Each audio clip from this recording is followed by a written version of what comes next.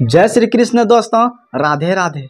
दोस्तों, भगवान श्री कृष्ण कहा करते हैं कि देश में राजा, समाज में गुरु, परिवार में पिता और घर में स्त्री ये कभी भी साधारण नहीं होते हैं, क्योंकि निर्माण और परले इन्हीं के हाथों होते हैं। तो फिर आइए श्रीमद् भागवत गीता के इस दौर को आगे बढ़ाते हैं। दोस्तों, श्रीमद् भागवत गीता अध्याय 3 में आपका स्वागत करता हूँ।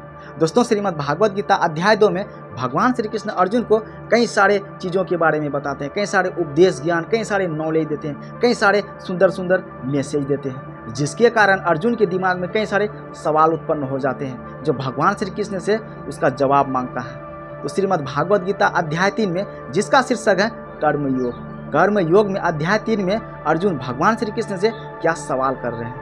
दोस्तों, इसी तरह से मैं श्रीमद् भागवत गीता अध्याय 2 और अध्याय 1 का वीडियो इसी तरह से बना चुका हूँ। आप अगर चाहेंगे तो उसे देख सकते हैं। तो फिर आइए अध्याय 3 में यानी कर्म योग में देखते हैं अर्जुन भगवान श्री कृष्ण से किन सवालों के जवाब चाहता है, वह भगवान श्री कृष्ण से क्या पूछता है, जिसका शीर्षक है कर्म योग यानी श्रीमद् भागवत गीता अध्याय 3 श्लोक नंबर 1 और सेशन नंबर 1। तो फिर आइए श्लोक नंबर 1 पढ़ते हैं, देखते हैं अर्जुन भगवान श्री कृष्ण को क्या कह रहे हैं। यानी अर्जुन भगवान श्री कृष्ण से सवाल कर रहे हैं, जायसी चेत कर्मन अस्ते मता बुद्धि जनार्दन। फिर इससे आगे कह रहा है, तत्किम कर्मणि घोड़े माँ नियोजसी केशव।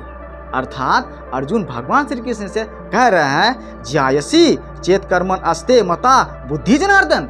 फिर कह रहा है, तत्कर्मीन कर्मणि घोड़े माँ नियोजसी केशव। अर्थात इसका आप अर्थ देखिए, इसका अर्थ बता रहा है अर्जुन ने कहा, अर्थात भगवान श्री कृष्ण से अर्जुन कह रहा है, हे जनार्दन, हे केशव, यदि आप बुद्धि को सकाम कर्म में श्रेष्ठ समझते हैं तो फिर आप मुझे इस घोर युद्ध में क्यों लगाना चाहते हैं। देखिए, जब अर्जुन भगवान श्री कृष्ण से कह रहे हैं कि हे केशव, हे जनार्दन, जब आप सकाम को श्रेष्ठ बुद्धि से जोड़ रहे हैं, फिर इस घोर युद्ध में मुझे क्यों लड़ने के लिए कह रहे हैं, फिर क्यों सबको मारने के लिए कह रहे हैं। देखिए कितना सुंदर जवाब है। अर्जुन देखिए कितना भावुक सवाल कर रहे हैं भगवान श्री कृष्ण से। कितनी सुंदर बात है, विचार जरूर कीजिएगा। तो आइए अब इसके तात्पर्य की ओर चलेंगे। इसका तात्पर्य कह रहा है, श्री भगवान ने पिछले अध्याय में अपने घनिष्ठ मित्र अर्जुन को संसार के शोक सागर से उबारने के उद्देश्य से आत्मा के स्वरूप का विशद वर्णन किया है।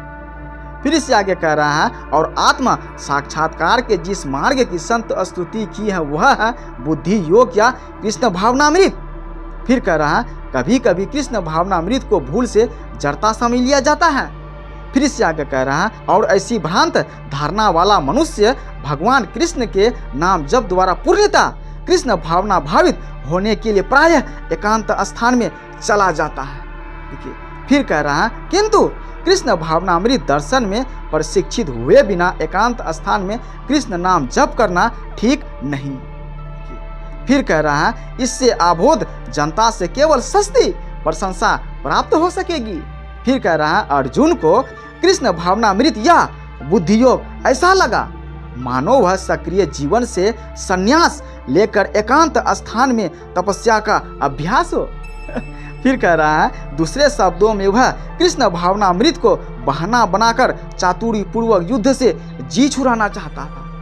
फिर कह रहा है, किंतु एक निष्ठ शिष्य होने के नाते उसने यह बात अपने गुरु के समक्ष रखी और कृष्ण से सर्वोत्तम कार्य विधि के विषय में प्रश्न किया।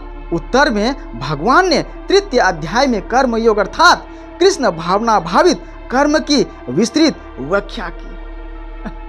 दोस्तों, इससे आगे की कहानी अगली वीडियो में यानी श्रीमद् भागवत गीता अध्याय 3 श्लोक नंबर 2 में जाएंगे, यानी श्लोक नंबर 2 में जाएंगे।